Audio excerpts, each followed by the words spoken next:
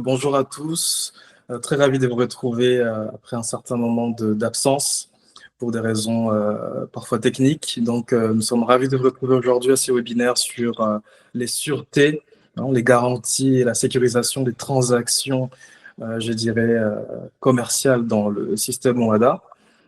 L'idée, c'est qu'aujourd'hui, on se pose plein de questions en tant qu'entrepreneur. Beaucoup se demandent s'il est possible d'élever des fonds, d'élever des financements, sans prendre par exemple des engagements disproportionnés. C'est l'une des questions parmi tant d'autres qu'on se pose aujourd'hui dans les systèmes OADA. S'il y a des entrepreneurs parmi nous, certains se posent la question s'il est possible d'élever des fonds, d'élever de l'argent, des financements sans prendre des engagements disproportionnés. C'est-à-dire que derrière, il y a un besoin de sécurisation des transactions financières pour les entrepreneurs. Et on est dans un contexte assez particulier en Afrique. C'est qu'aujourd'hui, très peu de personnes ont des comptes bancaires, très peu ont accès à des financements, en tout cas intéressants. Il y a un problème aussi en termes de garantie. Beaucoup de banques ou des prêteurs font confiance à certaines personnes parce qu'ils n'ont pas de garantie. Et aujourd'hui, on va vraiment aborder la thématique des sûretés, les garanties et comment sécuriser ces transactions commerciales dans ces cadres, dans les cadres du droit OADA et en tout cas dans l'Afrique subsaharienne. C'est vraiment là qu'on vise, hein, c'est les 17 États membres du droit OADA. Slide. Alors, l'objectif, c'est qu'aujourd'hui, vous puissiez comprendre ce qu'est effectivement une sûreté, une garantie, que vous puissiez comprendre les cadres juridiques, quelles sont les notions juridiques abordées par les actes, je dirais, uniformes, en ce qui concerne, par exemple, les sûretés personnelles ou les sûretés réelles. Et on va effectivement pointer du doigt certains cas pratiques pour que vous compreniez effectivement comment on gère ces situations dans la vraie vie. Donc, avant d'aborder le vif du sujet, je vais me présenter rapidement. Je pense que beaucoup parmi vous me connaissent déjà. C'est pas la première fois. Donc, je vais être très bref. Donc, je suis Jonathan Maboulaye. Je suis juriste en droit de société, en gouvernance et en droit boursier dans une société que j'afficherai plus tard pour des raisons de confidentialité.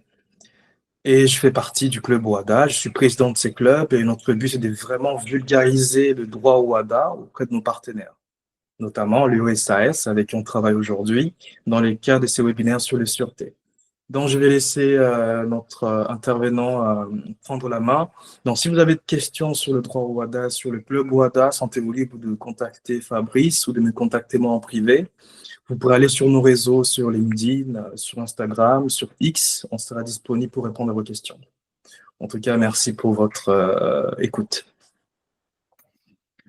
Merci Jonathan pour cette belle introduction, donc comme à l'accoutumée. Avec plaisir. Pour ne pas prendre trop de temps, pour ceux qui ne me connaissent pas, je suis Fabrice Nchata, docteur en droit des affaires, spécifiquement l'espace OADA, parce qu'avant d'arriver en France, j'ai soutenu ma thèse sur la dématérialisation des valeurs mobilières au Cameroun, donc dans l'espace CEMAC. Et c'est dans le cadre de ces recherches-là que je suis parvenu à mettre en place une structure, une société pour accompagner d'autres sociétés dans le processus de dématérialisation. Donc ça, initialement, c'était le service principal avant de renchérir avec des spécificités sur le droit des contrats, le droit des sociétés et particulièrement le droit du numérique. Donc, avec l'expérience que j'ai acquis en France en travaillant sur les blockchains, ça a permis de proposer d'autres services sur les smart contracts, par exemple, et les actifs numériques qu'on appelle également les cryptoactifs. Donc, comme corollaire à ma casquette d'entrepreneur et de président d'entreprise, je suis enseignant-chercheur à l'Université Paris-Nanterre où j'enseigne du droit. On est à notre énième thématique de vulgarisation sur le droit OADA en partenariat avec le club OADA de Toulouse, dont Jonathan, qui a précédemment introduit, est le président. Et on va continuer justement avec la thématique des sûretés après avoir posé déjà le contexte global de ce que c'est que le droit OADA, après avoir fait une petite introduction sur le droit commercial général, présenter un peu les aspects des sociétés commerciales en termes d'organisation et de fonctionnement, introduit aussi sur la gouvernance d'entreprise, la responsabilité en lien avec la dématérialisation des valeurs mobilières, qui a été également une thématique que nous avons abordée en janvier, et entre autres, une thématique sur l'intelligence artificielle et sur la blockchain. On a donc décidé de mettre en place aujourd'hui ce module spécifique sur les sûretés pour essayer d'aborder quelques concepts clés de façon générique comme ça en 1 heure. Donc, sans perdre de temps, on va comprendre déjà ce que c'est que le contexte global des sûretés. Il faut donc noter que au-delà des relations individuelles entre créanciers et débiteurs, les sûretés ont un effet un peu démultiplicateur sur l'économie d'un État membre, précisément dans l'espace OHADA. Donc, en réduisant le risque de non-recouvrement, les sûretés stimulent le financement des investissements productifs.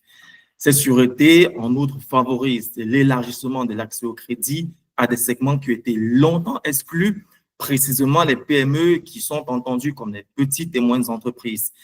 Donc, le système de garantie rassure aux prêteurs et permet aux emprunteurs de valoriser leurs actifs, ce qui est une dynamique qui améliore le climat des affaires, qui est essentiel à l'attractivité des capitaux internationaux. Et justement, il faut comprendre que dans le contexte du droit WADA, l'harmonisation et l'unification visaient à favoriser le climat des affaires pour justement permettre une attractivité auprès des acteurs internationaux.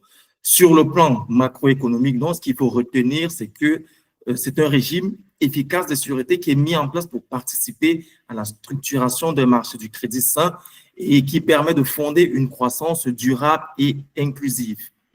Alors, qu'est-ce qu'on entend par sûreté et facilitation de l'accès au crédit? Justement, dans l'espace OHADA, l'un des apports majeurs des sûretés, c'est leur rôle dans l'accès au crédit, puisque les institutions financières ne prêtent que si elles peuvent sécuriser leurs créances par une garantie suffisante. Donc, qu'il s'agisse d'un nantissement ou d'une hypothèque, qui sont des points qu'on va développer un peu plus loin dans ces slides, la présence d'une sûreté permet à la banque de minimiser son risque. Elle peut ainsi offrir des conditions plus avantageuses. Ça peut être un taux réduit, un montant augmenté ou une durée allongée. Donc, ce mécanisme favorise l'investissement, notamment pour les petites et moyennes entreprises, les PME, en mobilisant des actifs comme les équipements. Ça, c'est ce qu'on va voir dans les sûretés immobilières, les comptes ou les immeubles pour parler des sûretés immobilières.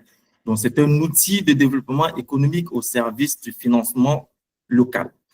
En termes de sûreté et sécurisation des relations commerciales, ce qu'il faut retenir, c'est que les sûretés jouent un rôle essentiel dans la fluidification et la sécurisation des relations commerciales. Dans l'espace OHADA, où le financement par crédit fournisseur est courant, la possibilité de garantir un engagement contractuel permet d'instaurer la confiance. Donc, un fournisseur qui hésite, par exemple, à livrer sans garantie pourra consentir un délai de paiement si une caution bancaire ou une clause de réserve de propriété est prévue. Donc, de telles garanties ont un effet dissuasif contre les impayés et renforcent le respect des engagements. Il faut savoir ici que la réserve de garantie, la clause de réserve de propriété, c'est également un point sur lequel on va s'appesantir un peu plus loin dans notre développement. Donc, tout ceci favorise non seulement la conclusion du contrat, mais la croissance économique en encourageant l'investissement entre les partenaires. C'est donc un levier incontournable pour sécuriser les opérations commerciales dans un environnement juridique structuré. Il faut faire une autre corrélation entre les sûretés et les pratiques bancaires. Donc, pour les personnes qui assistent à notre webinaire ce matin et qui travaillent en banque ou dans des microfinances, doivent avoir beaucoup de liens, beaucoup de rapports avec ces éléments-là. Il faut noter que dans la pratique bancaire de l'espace OHADA, bon, ici c'est espace OHADA de façon générique, mais on sait que dans l'espace OHADA, il y a 2 grosses sous-régions, à savoir d'une part l'UEMOA qui a ses propres règles bancaires et la CEMAC ou UMAC qui a également ses propres bancaires par rapport à son régulateur qui est la COBAC. Donc, en termes de pratique bancaire dans cet grand espace OHADA, l'usage des sûretés est omniprésent dans les établissements de crédit disposent d'un arsenal varié de garanties pour sécuriser leur concours. Il est fréquent, par exemple, qu'un dirigeant se porte caution personnelle pour un prêt accordé à son entreprise. en alignant ainsi ses intérêts avec ceux de la banque. Par ailleurs, les contrats de crédit bail, je suppose que ça, c'est une notion qui évoque beaucoup de termes à beaucoup d'entre nous. Les contrats de crédit bail comportent systématiquement une clause de réserve de propriété protégeant le bailleur jusqu'au paiement final. Pour ceux qui ne savent pas ce que c'est qu'une clause de propriété, on va définir cet élément dans une slide un peu plus tard. On a en outre les nantissements de compte, nantissement de parts sociales ou encore des garanties croisées au sein des groupes d'entreprises qui sont autant de pratiques standards. Donc, en complément, les banques surveillent la valorisation continue des garanties constituées, exigeant parfois des garanties additionnelles si la valeur diminue. Donc, ça, c'est un peu l'essentiel de ce qu'il faut retenir en termes de pratiques bancaires et de sûreté. Pour rentrer déjà de façon plus appropriée dans notre sujet, on va essayer d'aborder un peu les dispositions de droit commun en ce qui concerne les sûretés. Qu'entend-on par disposition de droit commun? C'est un peu les dispositions générales qui vont s'appliquer à toutes les sûretés, que celles-ci soient personnelles ou réelles, à l'exception près qu'il y a des dispositions qui vont s'appliquer exclusivement pour des sûretés mobilières et celles qui vont s'appliquer précisément pour des sûretés immobilières, notamment en termes de publicité. Donc, ça également, c'est des éléments qu'on va préciser un peu plus loin. Il est donc essentiel de distinguer deux grandes familles de sûretés. Comme je le disais, en droit OHADA, pour débuter, on a les sûretés accessoires et les sûretés autonomes. Donc, cette distinction a des implications juridiques importantes pour les parties. Donc, il est essentiel de bien différencier ces deux éléments. Qu'est-ce que c'est qu'une sûreté accessoire? Alors, avec les exemples du cautionnement ou du gage, elles sont étroitement liées à la dette principale. Donc, il faut savoir que s'il n'y a pas de dette principale, on ne peut pas envisager ce type de sûreté que sont le cautionnement ou le gage. Donc, leur validité, leur exécution et leur extinction dépendent directement de cette dette. Par exemple, si la dette est annulée, en conséquence, la sûreté disparaît. Contrairement aux sûretés autonomes, comme la garantie à première demande, appelée autrement la garantie autonome, qui crée un engagement propre et indépendant du contrat principal. Ce type de sûreté donne une sécurité maximale aux bénéficiaires, notamment en matière de contrats publics ou internationaux. En cas de litige dans ce contexte, la garantie autonome est souvent la solution préférée pour son exécution rapide. Et il y a également une autre différence entre les deux, c'est que les sûretés accessoires sont régulières, sont courantes dans les relations B2B, c'est-à-dire professionnelles, les relations non professionnelles avec un autre professionnel, tandis que les garanties autonomes sont fréquentes dans les appels d'offres.